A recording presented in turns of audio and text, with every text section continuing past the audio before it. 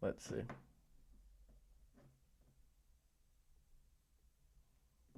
All right, it says my video resolution is not good, but it does say we are live. There we go. Now I can see my people. All right, now we're up and running.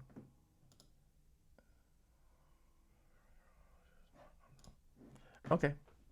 All right. I know I missed last week, Thursday, going live with everyone.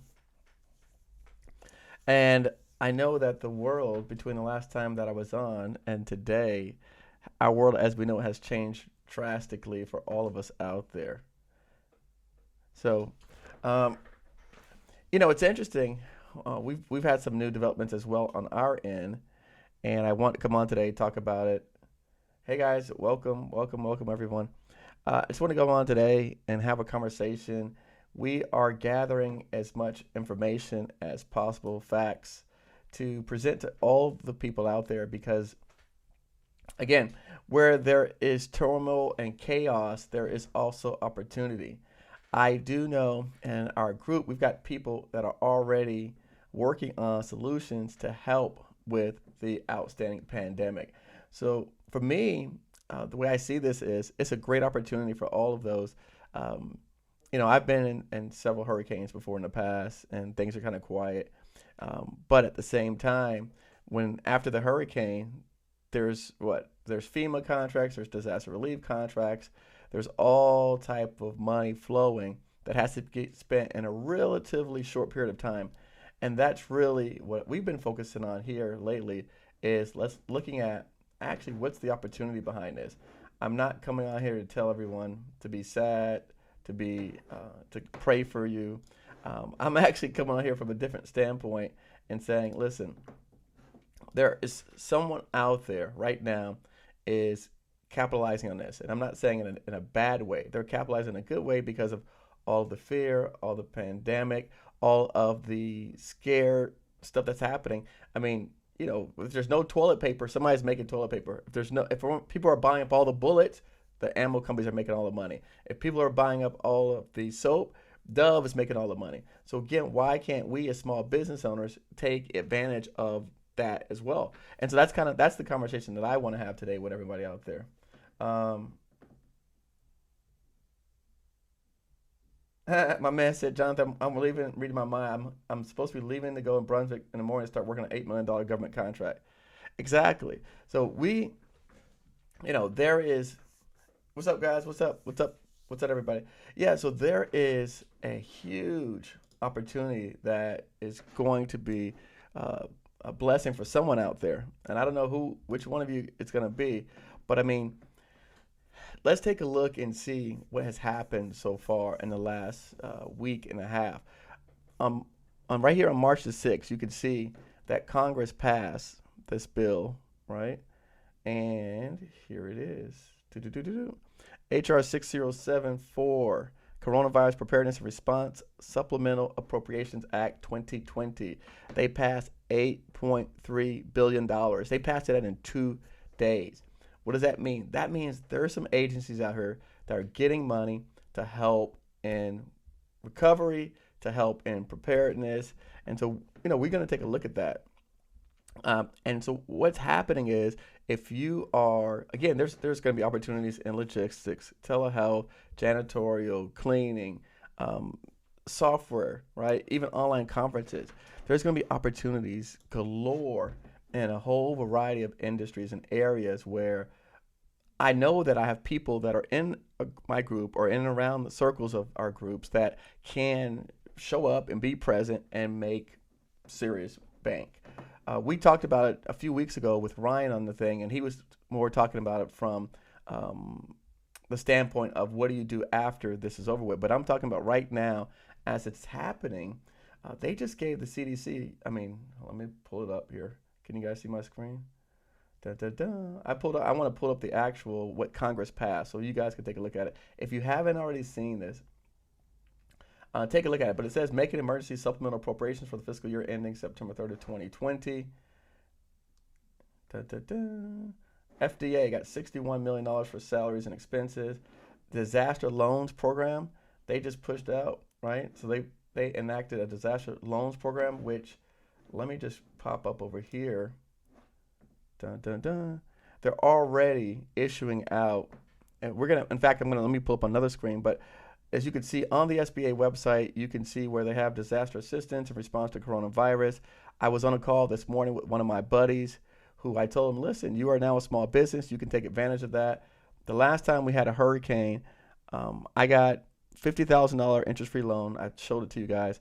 I also received another 189 plus 56, like another $134,000 to help me fix my properties that were impacted by the hurricane. So I picked up a cool 200 grand, and I mean the 50,000 was interest-free for 12 months, and the other ones were like you said, like we see here, it's like I don't know 3% or something. It's just crazy. So there's all kind of stuff going on out here that you could take advantage of and you can benefit from. CDC, the CDC looks like they were the big winners in this. They got $2 trillion. I mean, sorry, they got two out of 8 billion. They got $2.2 billion out of here. Too many zeros, right? Clogging my brains. But they got $2 billion, $950 million for grants, cooperative agreements, and then it talks about making some of the monies available. And you can read all this stuff. I'll make a link in here. I'm not gonna have to read it to you. National Institutes of Health picked up $836 million. The Office of Secretary, they picked up right here, Public Health and Services Emergency Fund, they picked up $3 billion. So again, all of these things that are happening out here that people are not even paying attention to, not even taking a look at. Department of State, $264 million. I have a student of mine that was working with them on some contract opportunities already. They got $264 million.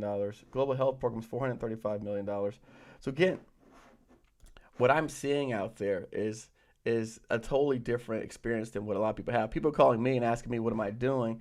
And I've got friends that went on vacation and that are going places. And I said, no, I'm sitting my behind down, staying here because I want to get a piece of this action. So how is it that, hold on one second, let me just read the comments real quick. Okay, Jonathan says, I'm a superintendent job, still working to get my disabled veteran certification. Good job, Jonathan. Yeah, so how is it that you guys can help, right? We're going to have an actual follow-up webinar where we talk about the specific areas of the money, and we're going to go over in depthly who are the people that you should be contacting, what are the opportunities, what do they look like, what are the requirements, and things like that. So I'm going to have a follow-on video to this to discuss that in particular. But right now, I can tell you what I'm seeing out there and what's happening is that during the, and let me just pull up a video. I'm going to show you guys. I'm going to pull something up.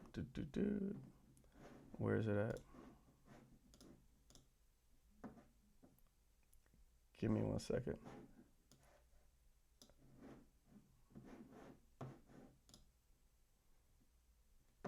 I thought this was interesting to share. Oh, by the way, I almost forgot. If you are interested, I almost forgot. If you're interested in, hold on, where are you at, baby? There it is.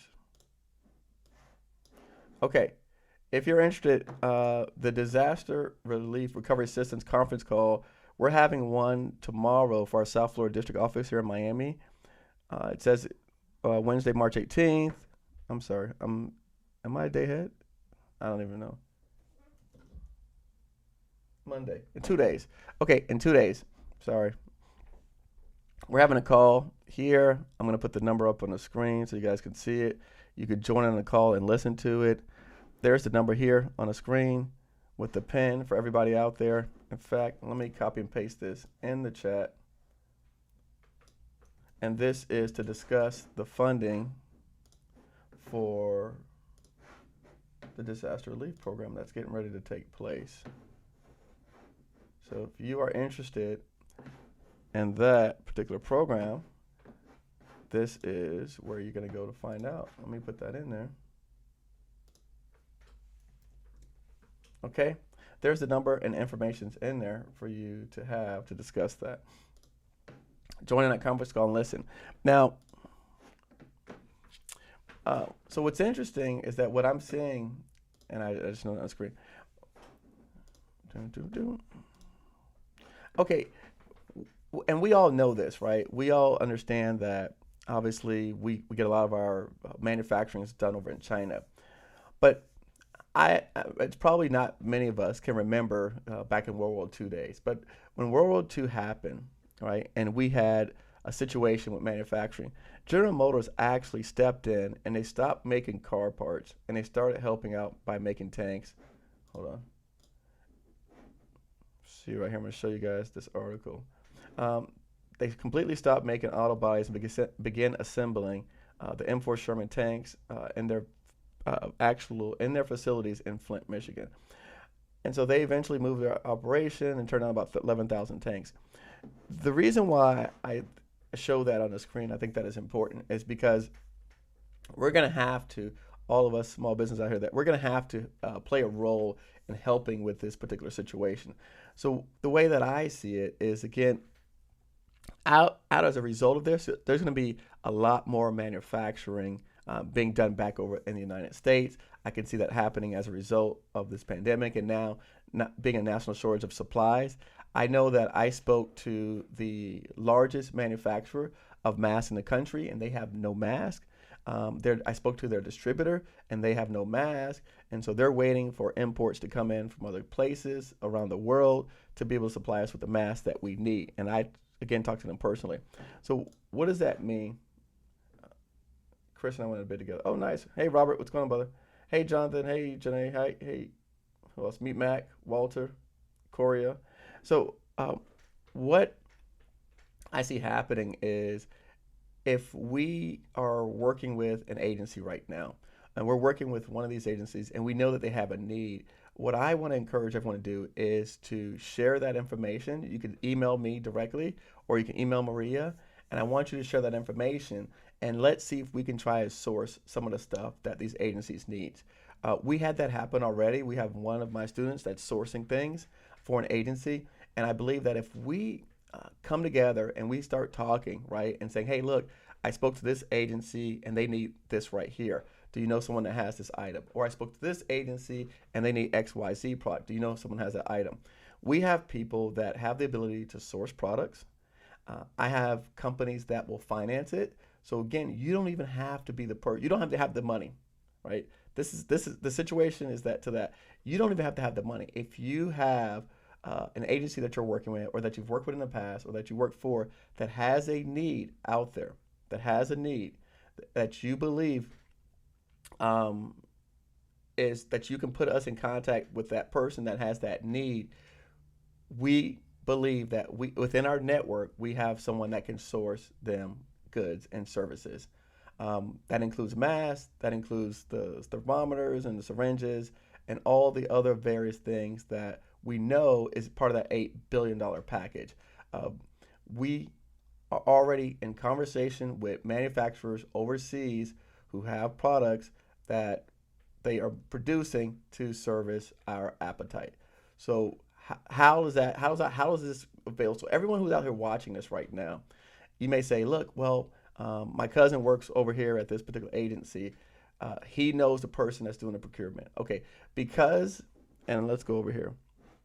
The situation is so dire that even, let me go back to this chart here.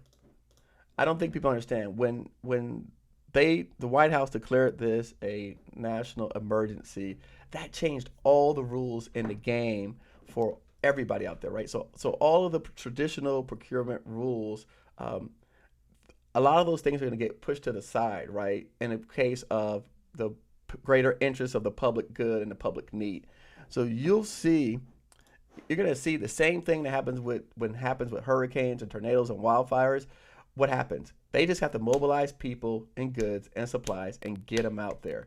So you're going to see the same thing happening in and around your cities if it's not already happening. So, Ryan, I saw that one for the 500 million masks.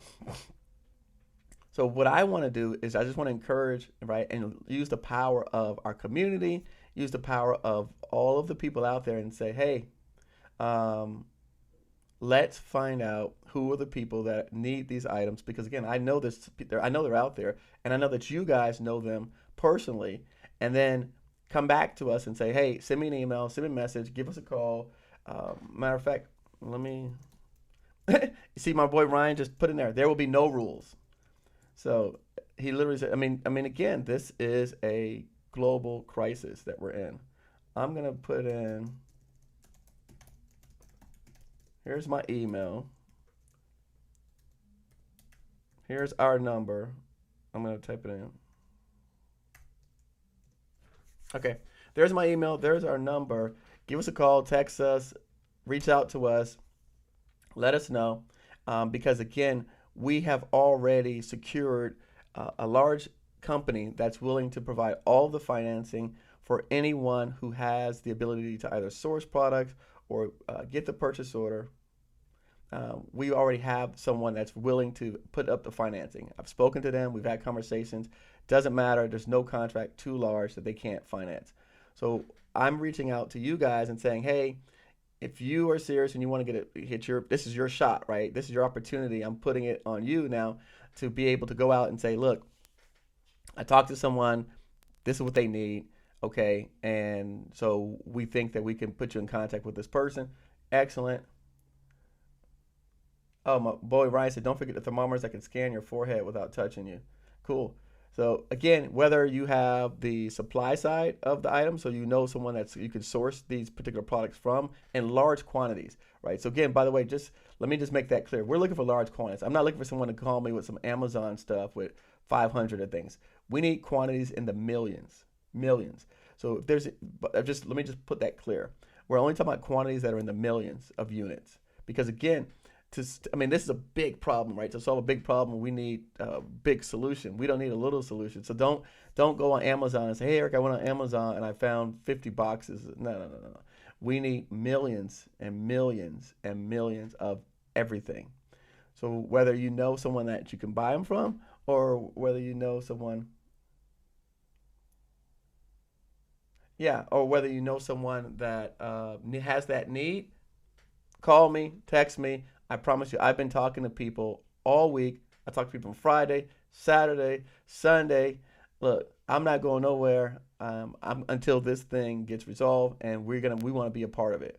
And I hope that everyone out here watching me, listening to me, also wants to be a part of it. So again, I'll be back on before the week's out, talking about specifics. But at the same time, I definitely want to get the message out. I didn't miss. I'm sorry I missed you guys last week, but I was dealing with some personal issues, helping my family out. I got that resolved. I got that behind me. Dealing with some contract issues. I got all that stuff behind me. So now I can get back and turn the focus on here and what we have, because I can see right now several of us coming out of this on top as winners. So again, just wanted to put out a really quick message to everyone out there so that you can start making phone calls, start visiting people, talking to people. You may talk to people in your communities and your networks and saying, hey, I just got off with someone, and he said that he's got millions of masks, millions of hygiene kits, millions of thermometers. And so again, if you have a person that has that need, whether it's a hospital, whether it's an agency, then let us know and put us in contact, and everyone's going to eat. Like I'm about, we all eat. So we're all going to be eating off of this. So it's enough to go around for everybody. There's no reason to be fighting amongst each other. Look, I pray that. Yes, yes, my family is as well. We have no issues. It wasn't a health issue. I was, so just so you asked, Jonathan, basically I was helping my mom sell one of her rental properties is the issue I was dealing with. But it just took up a lot of my time, and I was the one paying for everything. So I had to be involved and make sure monies kept going until we got that resolved. So it wasn't no health issues or anything like that. It was just helping them resolve some financial stuff that they were taking care of. No, Robert, I never served. I did not serve. So, but yeah, guys, just kind of want to come on board, touch bases, let you know that, put out the request, and hopefully we'll get some feedback right away, some responses. And again, we'll talk in the next couple of days. All right. Thank you so much.